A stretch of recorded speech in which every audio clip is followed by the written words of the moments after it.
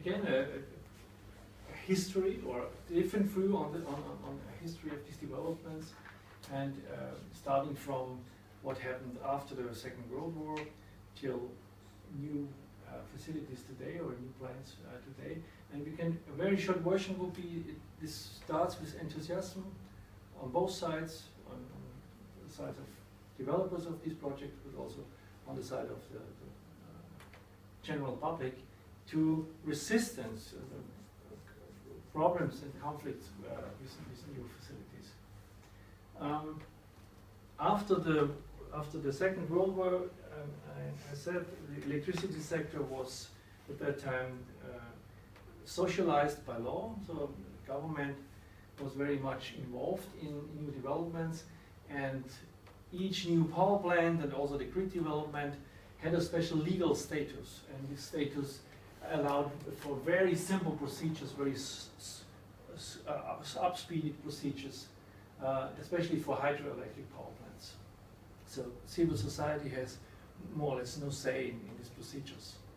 And there was also no interest to say something, so there was no resistance. People were very proud of these developments, and electrification was the same like modernization. So after the war, the main thing was to reconstruct the country. And each new power plant, and we had these huge storage buildings, storage facilities in the Alps.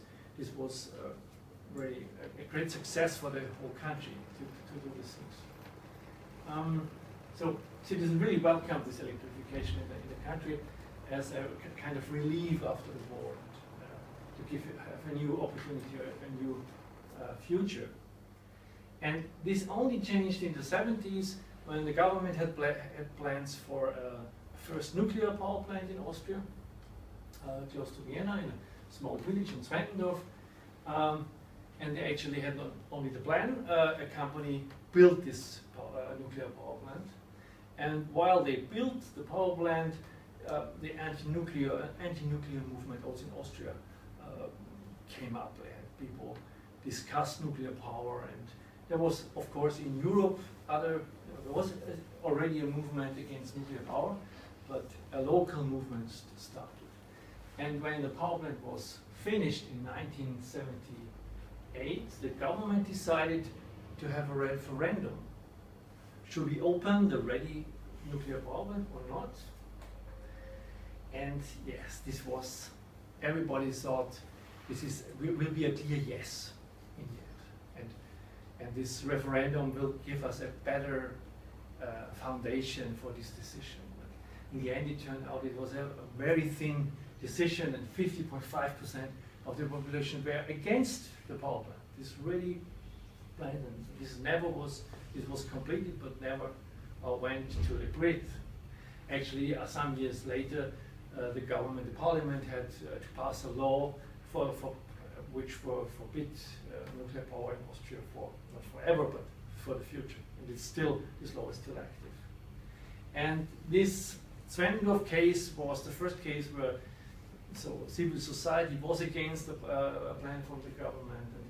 And shortly after, in the 1980s, two also large hydropower plants were hindered by, were stopped by civil society. This was one large facility at the Danube River, eastern of Vienna, and there was also a quite large project in the Alps, a storage plant. And those were never built, and in both cases we had now national plans where nature is protected by law. Aquí se habla un poco del entusiasmo que había inicialmente después de las guerras mundiales para estos proyectos de desarrollo hidroeléctricos. En la mayoría de los casos, como había comentado anterior el profesor, se había nacionalizado después de la Primera y la Segunda Guerra Mundial el sector eléctrico, así que tanto como los que estaban desarrollando los proyectos como el público en general estaba de acuerdo con esta manera o sistema de aceptar esta idea de construir estos proyectos hidroeléctricos. Además se pasó una ley en relación a la hidroelectricidad, y en ese tiempo la sociedad civil no participaba. la sociedad civil no participaba, no había interés y estaban orgullosos de electrificar o de tener un desarrollo para el país. Cambia todo un poco en los años 70, cuando ya hay este plan de la primera planta nuclear, que está cerca de Viena, en el pueblo pequeño. La planta nuclear se construye, pero no se abre porque deciden hacer un referendo a nivel local, en la cual se disputa si es que se quiere abrir esta planta o no. Por supuesto, los que estaban desarrollando el tema de la planta nuclear pensaban que esto iba a ser un apoyo inicial al proyecto, lo cual salió al revés, con el rechazo de casi la mitad de la población en que no quería la apertura de la planta nuclear.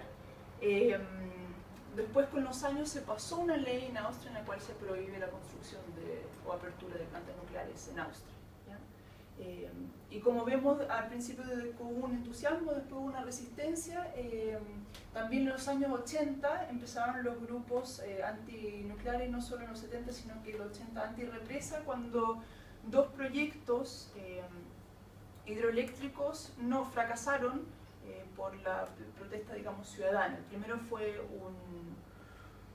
una planta hidroeléctrica al este de Viena, en el río Danubio, y la segunda fue cerca de los Alpes. Entonces nunca se llegaron a construir estos proyectos a nivel nacional.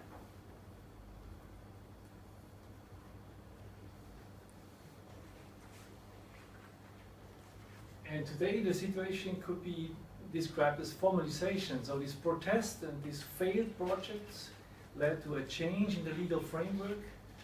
Today there are no preferred hydraulic engineering projects anymore, so these speeded up processes, this is gone. This has been stopped.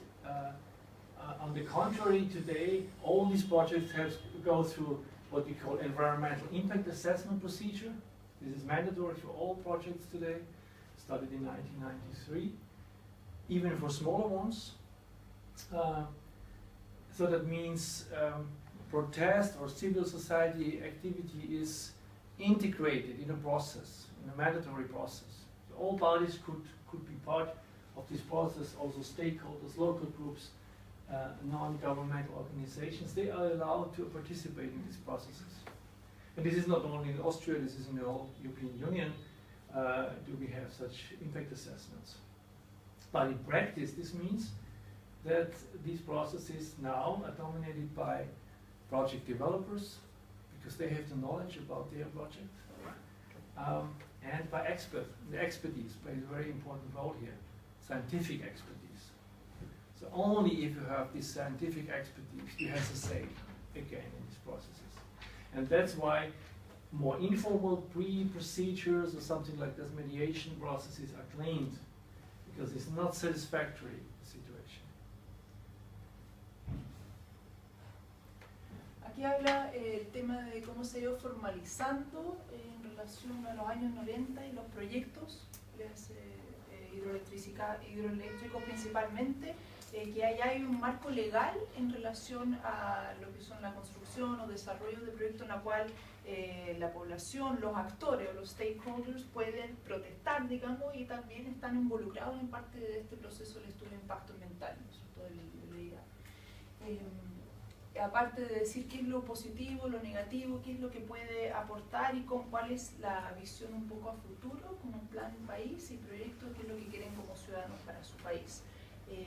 Y en la práctica, el estudio de impacto ambiental, por eso claramente están dominados por lo que desarrollan los proyectos, porque claramente ellos son los que quieren desarrollar y construir y llevar a cabo estos proyectos, pero a la vez por los expertos que son científicos, digamos, que están dando una opinión en relación a lo que sucede con esta, digamos, marco legal en relación a los proyectos que pueden salir o pueden fracasar, como también pueden salir adelante, ¿no? Entonces hay todos estos procesos previos, un poco informales, en relación a lo que sucede a estos proyectos en vías de construcción. So what has been the role of expertise in these cases? And this brings me slowly to the end of my presentation. In the 1970s and 80s, we see when civil protests started and projects were not so easy to develop, the first time scientific expertise played a very important role. This is true for the Zwentendorf case, for the nuclear power plant, where the anti-nuclear movement really developed or to take counter expertise available in Europe on questions like nuclear waste, what should we do with nuclear waste, or what are the real costs of nuclear power, and issues like safety and risk concerned with nuclear power. And this was really very important in this public discussion on nuclear power.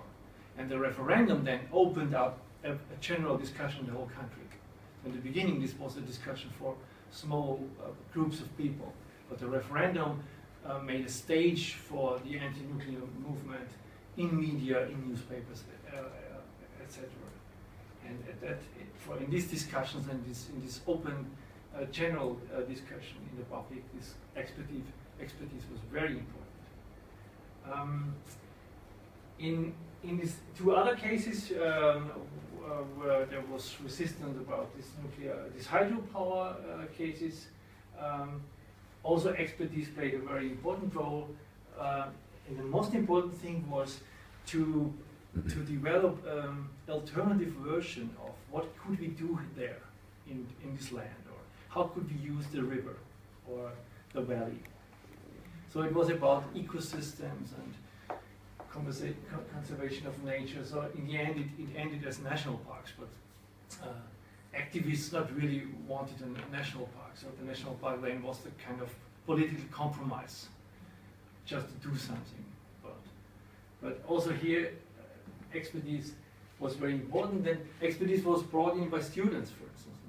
One of the main sources was students of ecology or biology, which were active in these groups, provided this kind of scientific knowledge. But of course, this knowledge was not responsible for stopping these projects. So there was more necessary to stop them. And in all three cases, we have three other very important aspects. One is the role of media, and in this special Austrian case, the role of the main leading newspaper. So there is one large newspaper in Austria. Everybody, not everybody, but in the whole country is very important. I think with 50% of people read this one newspaper, so they really cover the main public. And in all three cases, this newspaper was on the side of the protesters. This was one very important point. Then political constellations were important. The referendum, to decide to have a referendum, there was the leading party was the Social Democratic Party in the 1970s. They wanted to be more democratic and to give the people the choice and let them legitimize their political decision. And in the end, it turned out this was not a failure, but they had much problems with the law than afterwards. And also very important in the two hydropower cases was local forms of direct protest, sit-ins on these construction sites. They really made a decision, and through these sit-ins or these local forms of protest, movements were able to come again in the newspaper and have pictures and to have impact on the whole society. Aquí se habla sobre el rol de la experticia que surge en los años 70 y 80, en la cual es considerado muy importante del aspecto científico, pero es importante también tomar nota de cómo estos movimientos usaron esta experticia a ir en contra de estos proyectos, especialmente lo nuclear, porque se empezaron a hacer las preguntas de qué pasa con los desechos nucleares, cuál es el costo verdadero de construir estas plantas nucleares, la seguridad y los riesgos. Luego la sociedad civil empieza a tomar una cierta acción en contra del uso o de la construcción de la hidroelectricidad, y se empieza a hablar un poco de cómo vamos a utilizar o qué se va a hacer con este valle, cómo se va a usar este río, en la cual el partido político, digamos, de ese entonces, para parecer más democrático, el Partido Socialdemócrata, llega a un consenso, y aunque los ecologistas o los biólogos o los medioambientalistas no estaban de acuerdo con establecer esta zona en los valles y los ríos como parques nacionales, ese es el consenso político que se llega en los años 70-80. Hay otras maneras también en la cual, no solo con el conocimiento de estos pequeños grupos que se va traspasando o se va divulgando, es suficiente para frenar o parar estos proyectos, en este caso nuclear o hidroeléctrico. Acá habla de otros aspectos en el cual el rol de la prensa fue muy importante. Dice que hay un diario en Austria en el cual 50% de las personas lo leen, un diario el más importante, y en este caso estaban en el lado de las personas que estaban protestando en contra de estos proyectos. También se hacen los referéndums, como asamblea constituyente, asamblea vinculante, digamos, en la cual se le pregunta a la población qué es lo que quiere en relación a sus proyectos. Y también otras formas más directas de protestar. Seten sería traducido como la toma o tomarse el lugar en el cual están construyendo, por ejemplo, hacer una protesta en el mismo sitio de construcción de represa o en el mismo sitio de construcción de la hidroelectricidad. Lo importante es que a lo largo de estas 3 décadas, 2-3 décadas, no solo lo que se hablaba por un par de personas a los inicios, pues se abrió a todo el país, y especialmente con el rol que ha mencionado estos 3 aspectos que fueron fundamentales para conversar un poco cuál es la función de la experticia del conocimiento, los pocos que sabían, porque en este caso eran los estudiantes, digamos, de biología y ecología que tenían el conocimiento científico, pero cómo divulgarlo y cómo ir ya a hablar de un tema más nacional fue lo que pasó en Austria en estos años 70 y 80. And today the role of expertise has changed a lot. So today in these formalized procedures, expertise is everything. Expertise is also very limited by the procedure itself. So only very specific kinds of expertise are important here in these environmental impact assessment procedures. And expertise means scientific expertise, means codified expertise written in reports,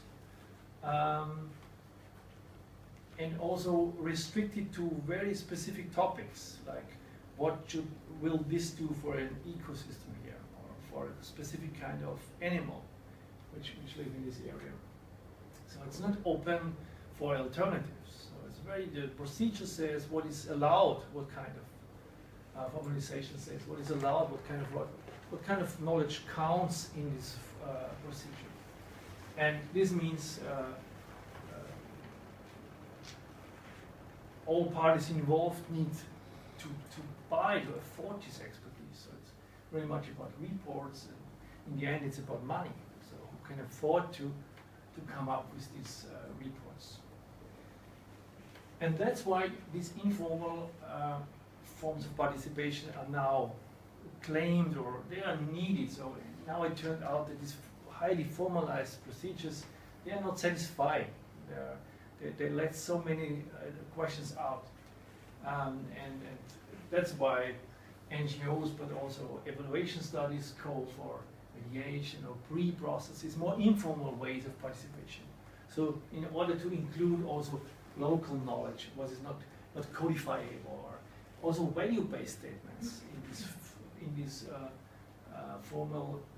very formal environmental impact assessments. Normative statements have no role, so you can't say as a stakeholder, I don't like this. So you had to have a report saying this is bad for a specific kind of plant, or something like that. So we are now in a situation to fix this problem, which was produced by this high formalization with the environmental impact assessment, in the hope that we can avoid local protest and find more compromise solutions in the future. Ahora pasamos a otra parte del tema de la experticia. Un poco, él pone acá que el estudio de impacto ambiental también, a donde la experticia es todo, pero a la vez es un limitante. Es un limitante porque el proceso en sí limita mucho lo que se puede sacar a la luz a través de estos impactos o de estudios ambientales. También esto de la experticia está basado en todo el tema científico, entonces muchos informes tienen que ser temas o preguntas muy específicas relacionadas a, bueno, qué va a afectar qué planta o a qué animal o qué ecosistema, la cual tiene un valor, pero a la vez va de la mano con el financiamiento detrás de eso. Entonces, ¿quién o quiénes tienen posibilidad de acceso para el financiamiento de estos proyectos y quién también pueden financiarse en respecto a estos informes? Por otro lado, esta formalización o la experticia o la limitante tiene o sea, se conforma por lo contrario, que sería la parte informal, porque hay muchas preguntas que quedan fuera o muchas inquietudes en relación a estos informes, estos estudios de impacto ambiental, la cual los locales no están conformes. Entonces va surgiendo una forma de conocimiento local en la cual qué es lo que dicen las ONG o qué es lo que dicen ciertas evaluaciones, que no es específicamente por experticia científica o dónde está el dinero o el financiamiento en relación a estos informes. Tiene que ver con cómo estos informes dicen específicamente qué es lo bueno o qué es lo malo que va a surgir de este proyecto, y ahí se va incorporando el tema del conocimiento local o informal, ¿no? Para tratar de arreglar este problema en la cual dice que hay una formalización muy alta, o el tema de formalizar la experticia, pero a la vez tiene que haber más compromiso con conocimiento local y qué es lo que dicen los locales en relación a los proyectos que va a impactar sus propios entornos y sistemas. Yeah, I hope this short introduction of what was going on in Austria could stimulate your discussion here in Chile, so thank you very much for your attention.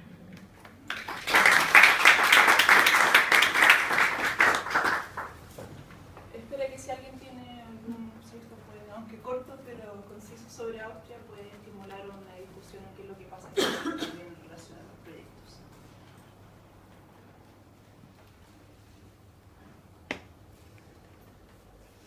Some questions? ¿Que en inglés? ¿Sí? Como quieran. ¿Le molesta que lo grabe? No. Ah, en inglés tú lo traduces.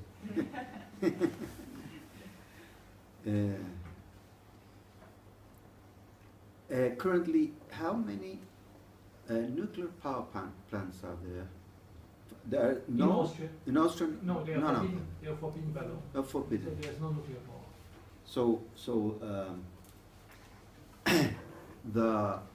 This new renewable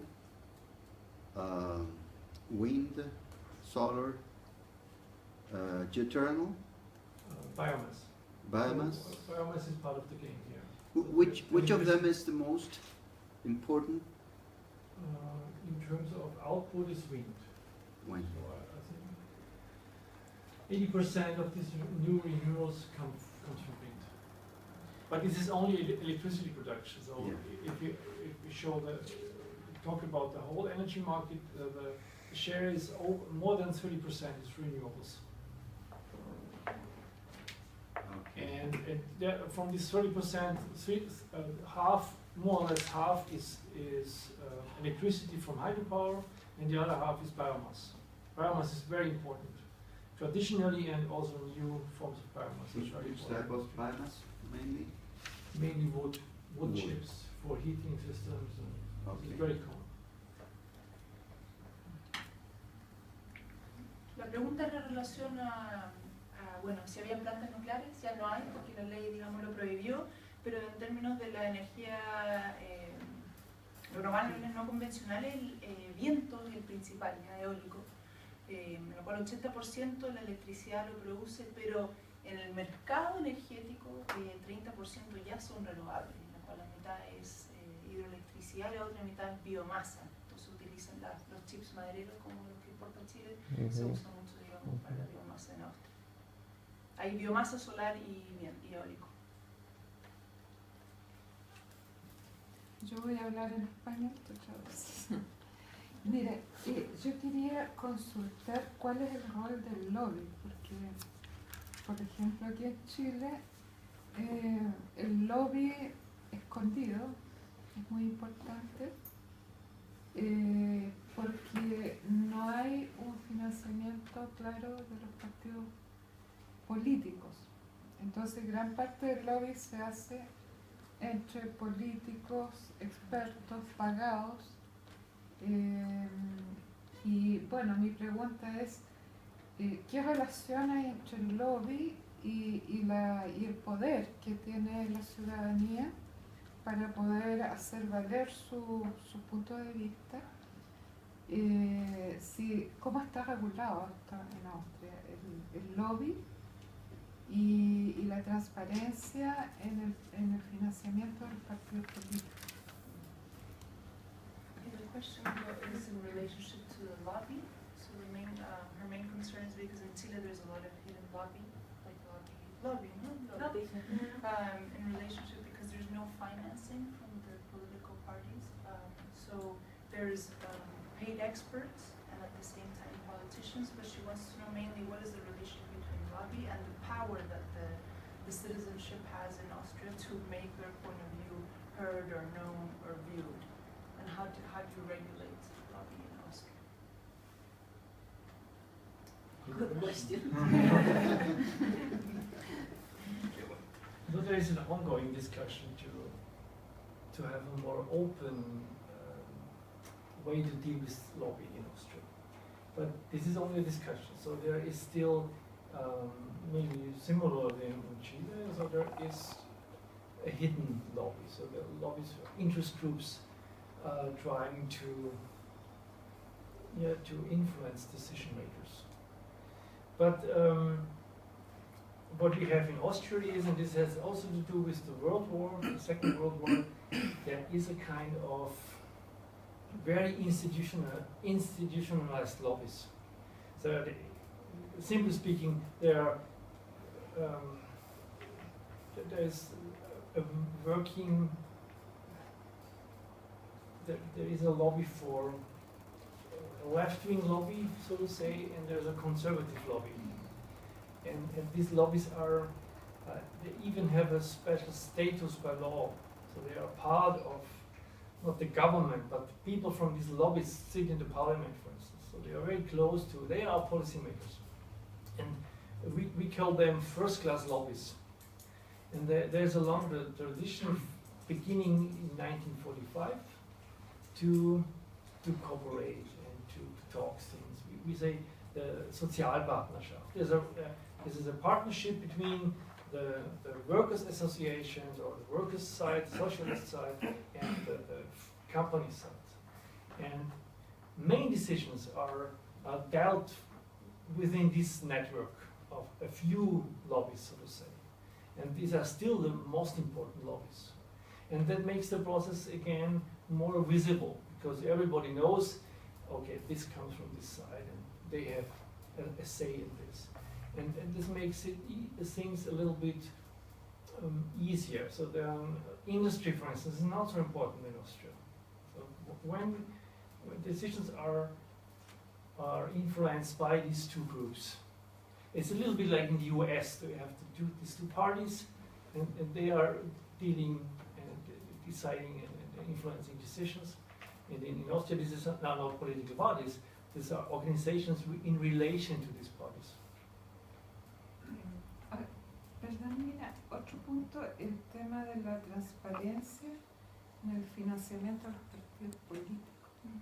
And just one addition I can translate is the transparency between political parties and transparencia entre los partidos políticos No, en el financiamiento. el financiamiento. Que se sepa quiénes son financiados por quién. Like how Y transparent cómo is se it, financian los partidos. the financing of these projects, and how is it financed? Like how transparent is the process? Fairly transparent. So the general public does not know everything, but there are official figures, and so you can read this in the newspaper. So there are also laws that provide this information, or they force lobbies to provide this information. But it's hard to say this in general. So there's always, journalists always uncover things that nobody did know. But I would say it's a fairly transparent thing. Claro, respondiendo a la última pregunta, pues, es relativamente transparente, ¿cierto? Para el público en general, porque hay leyes también que hacen que el proceso sea más transparente, aunque a la vez dice que es difícil también de, digamos, medirlo o decir cuán transparente es el proceso. En relación a la primera pregunta que hizo, es siempre una discusión permanente, ¿no? A pesar de que hay un sistema parecido en Chile de que hay un lobby ya más escondido, a la vez hay grupos de interés por un lado y por otro lado los que toman las decisiones, pero se transparenta en el sentido de que está muy institucionalizado este proceso de la Segunda Guerra Mundial. Entonces para Austria como que se institucionalizaron estos lobbyistas en el fondo que, bueno, no es que formen parte del gobierno, pero se sientan en el Parlamento para discutir, digamos, o ver estos proyectos. Entonces, lo que toma las decisiones entonces habla de que hay como primera clase de tipos de lobbyistas que existen, digamos, en Austria a la vez de que permite también que como están institucionalizados se pueda incorporar y hay estos dos lados de los trabajadores socialistas, digamos, como lobbyistas y también más conservadores. Entonces, cómo hacer que ambos sepan de lo que está sucediendo en relación a esta red de lobbies que está bastante transparentado en relación a su participación igual del gobierno de la PAC.